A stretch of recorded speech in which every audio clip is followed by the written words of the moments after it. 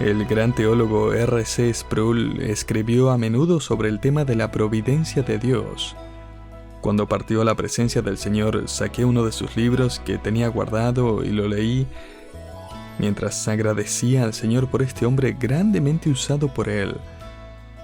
En este libro él contaba una graciosa historia que había escuchado de James Montgomery Boyce, un pastor amigo suyo durante muchos años. Y dice así: había un escalador de montañas que se resbaló por la cornisa y estaba a punto de caer por cientos de metros hacia una muerte segura. Pero cuando comenzó a caer, él se agarró de la rama de un pequeño árbol que estaba creciendo de una grieta en la cara de ese acantilado escarpado y rocoso. Mientras se aferraba a la rama, las raíces de ese árbol comenzaron a soltarse, y el trepador supo que se enfrentaba a una muerte segura. En ese momento él clamó al cielo: ¿hay alguien allá arriba que pueda ayudarme? ¿Alguien? ¿Quien sea? ¿Alguien que pueda ayudarme? De repente, para su sorpresa, escuchó una voz retumbante desde el cielo que respondía: sí, estoy aquí. Te voy a ayudar. Gracias, gracias, dijo el alpinista. La voz dijo: suelta la rama, confía en mí. El hombre miró hacia el abismo y miró hacia el cielo y luego dijo: ¿hay alguien más allá arriba que pueda ayudarme? Sproul continúa escribiendo que esta mentalidad representa la mentalidad de nuestra generación evangélica. Queremos escuchar a Dios siempre y cuando nos entregue un mensaje, un plan o un mandato que nos guste. Pero si se trata de confianza, fe, dificultades o posible sufrimiento, a menudo nos preguntamos si escuchamos bien el mensaje. O tal vez haya alguien más allá arriba con un mensaje mejor. El apóstol Pedro ha estado tratando con la realidad de la vida cristiana. Ha tocado el tema de confiar en Dios, aunque eso signifique dificultad y sufrimiento. Pedro comenzó este tema informándonos que necesitamos prepararnos para el fin de todas las cosas, es decir, la venida de Cristo por su iglesia y el fin de la historia humana tal como la conocemos. Pero él nos dijo que debemos mantener la calma, permanecer involucrados y seguir adelante para la gloria de Dios.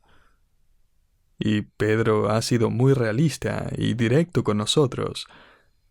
Él nos ha advertido que el sufrimiento, las dificultades, la confianza y la fe son elementos esenciales para empacar en nuestro kit de supervivencia. Pero Pedro también nos ha estado animando a repensar nuestro concepto del sufrimiento. De hecho, le invito a abrir su Biblia en 1 Pedro capítulo 4. Vamos a estudiar el último versículo antes de que cambie de tema en el capítulo 5. Lo que quiero hacer hoy es señalar un par de observaciones a partir de este pasaje. En esta conclusión encontramos un repaso de lo que hemos visto y a la misma vez algunos nuevos enfoques y énfasis para el creyente que quiere vivir a la luz del fin de los tiempos. Y la primera observación es esta: el sufrimiento está hecho a la medida para fortalecer su fe, no para debilitarla. Note el versículo 19, solo el principio. De modo que los que padecen según la voluntad de Dios. Alto, un momento. ¿Escuchamos eso correctamente? Los que padecen según la voluntad de Dios. Pero pensé que el sufrimiento era para los que no están en la voluntad de Dios. Pensé que el sufrimiento podría aliviarse si uno fortalece su fe o si afirma su caminar con Cristo. ¿Quieres decir que puedo sufrir y que esa es la voluntad de Dios para mi vida? ¿Hay alguien más allá arriba? Pero aquí está la perspectiva de Pedro que ya nos ha entregado, y es que el sufrimiento es un tutor asignado por el Espíritu de Dios que descansa sobre usted y le permite desarrollarlo, no destruirlo. Y ahora aquí agrega el secreto detrás de todo esto. Usted está sufriendo según la voluntad de Dios, lo que significa que las pruebas están hechas a medida. Y el diseñador es Dios. Dios nos viste con el sufrimiento según sus propósitos y diseños hechos a nuestra medida. Permítame ahora hacer una segunda observación. La madurez espiritual se profundiza a través de las pruebas de fuego. Pedro escribió unos versículos antes sobre este tema y nos dijo: «No os sorprendáis del fuego de la prueba que os ha sobrevenido». 1 Pedro 4:12. La idea de esta prueba aquí proviene del ámbito de los orfebres en los tiempos de Pedro.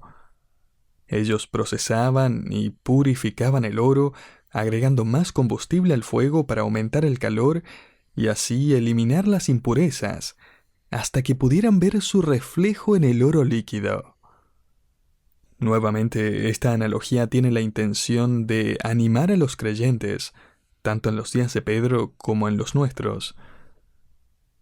La presión está aumentando. La cultura se está volviendo más hostil.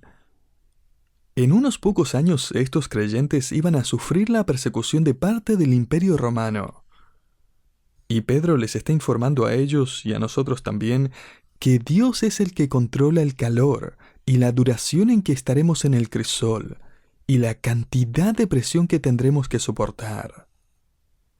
Es la mano de Dios la que está en el termostato, mientras nos cambia y nos conforma un poco más a la semejanza de Cristo. Piénselo de esta manera. Como un autor escribió, nadie obtiene un diploma o título sin tomar exámenes. Y el plan de estudios de la semejanza a Cristo es muy similar. Pero lo interesante de este salón de clases de Dios es que podemos calificar nuestras propias pruebas. Él no nos prueba para saber cuánto estamos cambiando. Él nos prueba para que nosotros podamos aprender cuánto estamos cambiando. ¿Cuáles son los resultados de su prueba? ¿Y cuán diferentes podrían ser de los de su vecino incrédulo cuando él también pasa por momentos difíciles? Quiero decir, ¿cuán diferente es nuestra respuesta ante los males y el sufrimiento del mundo de la respuesta de los incrédulos? Solo mire su respuesta ante el sufrimiento, el mal y la calamidad. Ellos maldicen a Dios o lo rechazan por eso. Muchos aún niegan que Dios o el cristianismo sea verdad por esa misma razón. No puede que haya un Dios y que deje que esto me suceda a mí. Como verá, su fe en Dios no se profundiza, se elimina. Una vez, un escéptico se le acercó al famoso evangelista Billy Graham y le preguntó: «Si el cristianismo es verdad, ¿por qué hay tanta maldad en el mundo?». A lo que Billy Graham dijo de forma simple y sabia, y probablemente con una sonrisa: «Bueno, con tanto jabón disponible en el mundo, ¿por qué hay tanta gente sucia?». Buena respuesta. Y, por cierto, en esta carta, Pedro nunca le dice al creyente cómo es que puede evitar el sufrimiento o el dolor, o incluso el mal que recibe. La diferencia entre nuestra respuesta y la del mundo que nos rodea es que tenemos una relación con Cristo. De hecho, piénselo de esta manera. Nos gozamos de pertenecer a un Salvador que sufrió por una importantísima razón. Mas Él herido fue por nuestras rebeliones, molido por nuestros pecados. Isaías 53:5.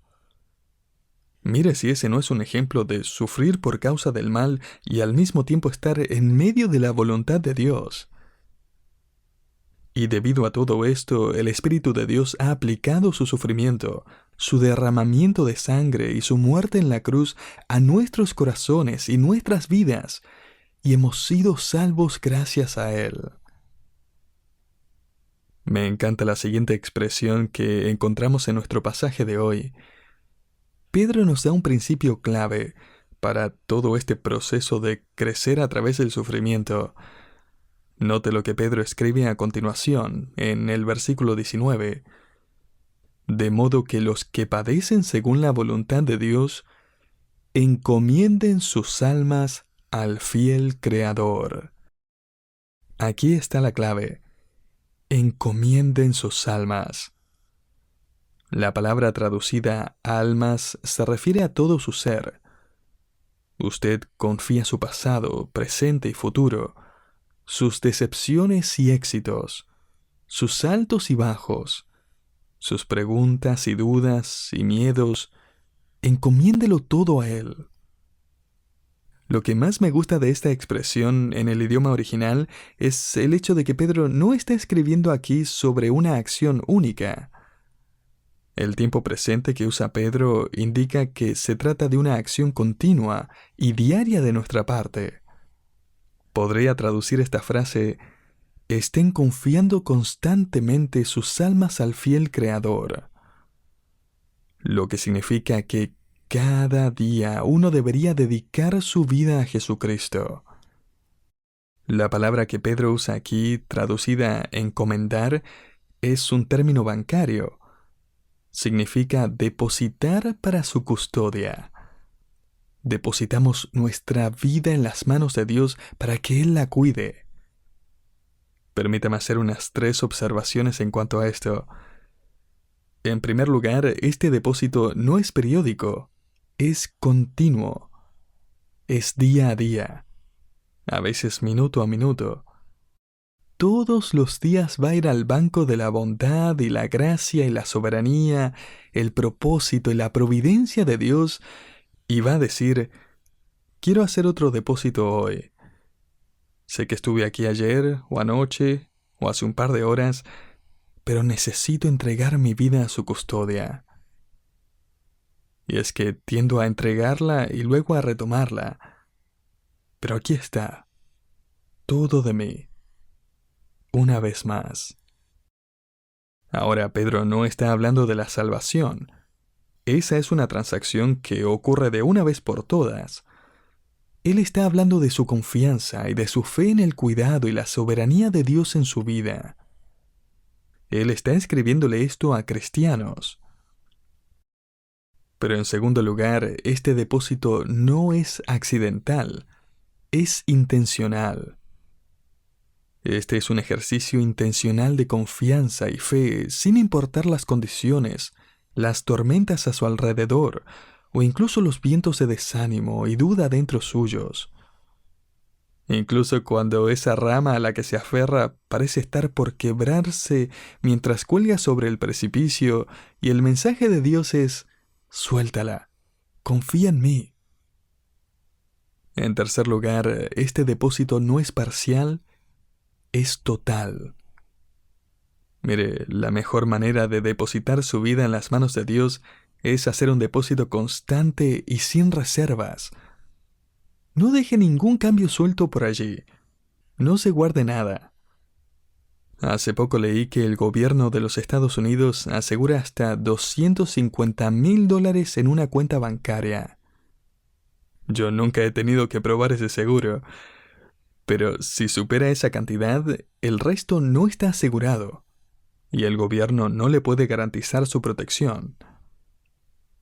Escuche, querido oyente, su Dios infinito no tiene límites en lo que puede garantizar. Millones y millones de cristianos pueden depositarse en su cuidado y Él va a garantizar su protección a cada uno de ellos. Él va a sostener a cada creyente. Él nunca va a tener un déficit de compasión, poder o gracia, y nunca le va a decir: mira, no puedes darme más de ti porque yo ya llegué a mi límite. Así que deposite su vida en la custodia de su Salvador, momento a momento, día a día. ¿Y quién es el mejor a quien puede confiarle su vida? Porque mire nuevamente el versículo 19, de modo que los que padecen según la voluntad de Dios encomienden sus almas al fiel Creador y hagan el bien. No pase por alto el hecho de que Pedro no nos está elogiando por ser fieles. Él simplemente nos recuerda que Dios es fiel. Pedro no está diciendo, esta garantía solo va a funcionar si usted es fiel, o si nunca se equivoca o lo defrauda. No, querido oyente, esto funciona porque Él es fiel, y Él nunca se equivoca, y Él nunca le fallará. Ahora, no estoy diciendo que el cristiano tiene licencia para serle infiel a Dios, no me malinterprete, pero tampoco malinterprete lo que está diciendo el texto. El énfasis aquí está en la fidelidad de Dios. Él es el fiel creador. Pregúntele a José en esa prisión egipcia si la infidelidad de sus hermanos a Dios significó que, de alguna manera, su vida se había escapado de las manos de Dios. Pregúntele a David si su pecado significó que nunca más sería usado por Dios, y escribiría esos maravillosos salmos de confianza y esperanza. Pregúntele a Job en medio de las cenizas si sus palabras acusando a Dios de ser injusto con él significaban que la garantía estaba cancelada y que ahora estaba por su propia cuenta. De hecho, pregúntele a la esposa de Job si su consejo de abandonar a Dios significaba que Dios ahora la abandonaría a ella. Pregúntele a Pedro si haber negado a Cristo significaba que Jesús lo negaría a él o cualquier fruto de su ministerio futuro. Y espere un segundo. Estamos estudiando una carta escrita por este mismo apóstol Pedro, un hombre cuyo ministerio hasta el día de hoy está dando frutos. ¿Por qué? Porque Dios es fiel a los que le pertenecen. ¿Y notó cómo Pedro describe a Dios aquí? Como el fiel creador. Este es el único lugar en todo el Nuevo Testamento donde a Dios se le llama el fiel creador. A lo largo de la Biblia encontramos la verdad de que Dios es el creador de todo lo que existe. De hecho, el apóstol Pablo incluso nombra a Jesús como el agente específico que creó el mundo y todo lo demás. Colosenses 1:15. Pero este es el único lugar en el Nuevo Testamento donde se describe a Dios el Padre como el Creador fiel. Y vaya si este no es el lugar perfecto para hacerlo. Esta descripción le recuerda a la Iglesia que si Dios es lo suficientemente poderoso para crear y controlar el universo, también es lo suficientemente poderoso para crear y controlar los eventos en nuestras vidas. Pedro quiere que encontremos consuelo y aliento en la verdad de que Dios es nuestro fiel creador. Lo mismo hizo el profeta Isaías siglos antes. Imagine el consuelo que deben haber traído sus palabras. Él escribe, «Levantad en alto vuestros ojos y mirad quién creó las estrellas. Él saca y cuenta su ejército. A todas llama por sus nombres. Ninguna faltará. Tal es la grandeza de su fuerza y el poder de su dominio». Isaías 40:26. Y el punto es este. Si el creador de trillones y trillones de estrellas nunca le pierde el rastro a siquiera una de ellas, tampoco le perderá el rastro a usted. Ninguna de ellas falta. Y ninguno de nosotros tampoco. Pedro nos indica que consideremos la creación de Dios, especialmente cuando está sufriendo. Jesucristo dijo en su Sermón del Monte que miremos a las aves y a las flores del campo adornadas con hermosos colores. Y luego consideremos que esta creación asombrosa y detallada y creativa, brillante y compleja, tiene un creador que resulta ser su Dios, quien también diseñó cada detalle de su vida. Mateo 6.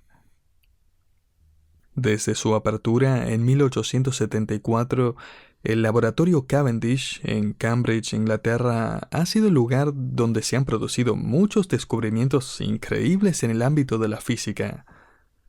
En ese laboratorio, los científicos descubrieron el electrón y el neutrón por primera vez. Ese laboratorio sentó las bases para el descubrimiento de la mecánica cuántica en la década de 1920. Este fue el laboratorio que sentó las bases que condujeron a la determinación de la estructura de doble hélice del ADN en la década de 1950.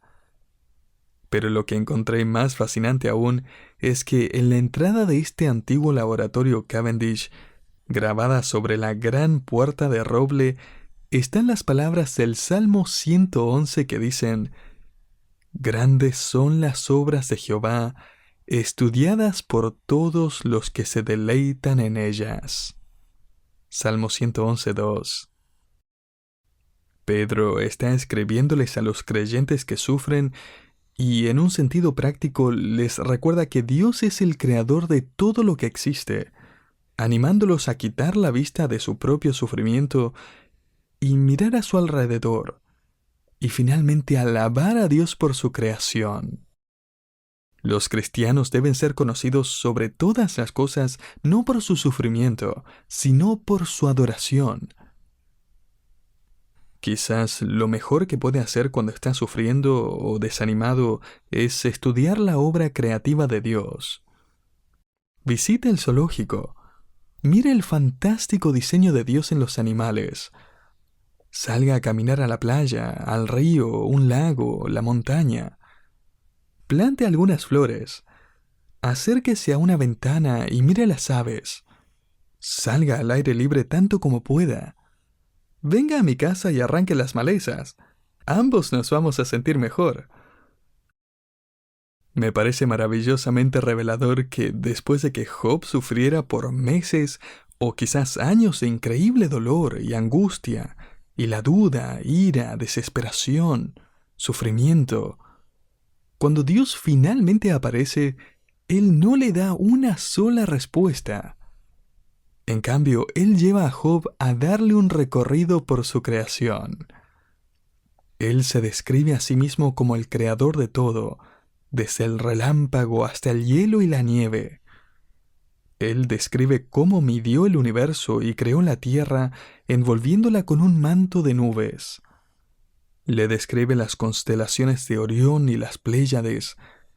Le da a Job un recorrido por el reino animal y revela su diseño soberano sobre el avestruz, el ciervo, el león, el caballo, el enorme leviatán y el behemoth, e incluso el burro y el águila. Dios no le da una respuesta a Job en cuanto a su sufrimiento, solo un viaje por el zoológico y una demostración de su soberanía en la creación. Y cuando termina el recorrido, Job le dice a Dios: «Yo sé que tú puedes hacer todas las cosas, y que ningún propósito tuyo puede ser estorbado». Job 42:2. En otras palabras, tienes un propósito en todo lo que haces, incluso para mí, y nada puede impedirlo. Y así Job volvió a depositar su vida en las manos de su fiel Creador. Pedro comenzó esta sección escribiendo: «El fin de todas las cosas se acerca». Es decir, Jesucristo está en camino. Así que, ¿cómo se puede preparar para la vida? ¿Cómo va a vivir mientras espera su venida? Especialmente cuando se vuelve difícil, doloroso y tormentoso. Concluyo con este ejemplo de confianza y perspectiva bíblica. En un artículo que leí recientemente, una autora escribió sobre su experiencia cuando viajaba en avión a su casa. Mientras se acomodaba en su asiento, notó un fenómeno extraño. A un lado del avión podía ver un atardecer que bañaba todo el cielo con unos colores gloriosos. Pero al mirar por la ventana del otro lado del avión, la que estaba al lado de su asiento, todo lo que podía ver era un cielo oscuro con nubes amenazantes y un viento tormentoso. No había señal alguna de esa gloriosa y hermosa puesta de sol. Cuando los motores del avión comenzaron a rugir, se le vino a la mente la verdad de que ese viaje en avión se parecía mucho a la vida. No importaba por cuál ventana mirara, el avión todavía se dirigía a su hogar. Y querido oyente, el mundo y la historia humana van a llegar a tiempo a su destino. La iglesia va a llegar a su destino a tiempo. Usted y yo, que somos hijos de Dios, vamos a llegar a tiempo a nuestro destino. Y mientras tanto, mantenga la calma, como ordenó Pedro. Manténgase enfocado. Siga orando. Siga regocijándose. Lo que significa que va a mirar por esa ventana que muestra el atardecer con todos esos hermosos colores tanto como pueda. Siga invirtiendo en la vida de las personas. Siga sirviendo en la iglesia con sus dones de servicio y enseñanza. Soporte el sufrimiento de buena manera mientras lleva dignamente el nombre de Cristo. Y cada día haga un viaje por fe al banco de la gracia y la providencia de Dios y deposite su vida en las manos de su fiel Creador. Y luego siga haciendo lo correcto, mientras espera que su avión aterrice en su hogar eterno.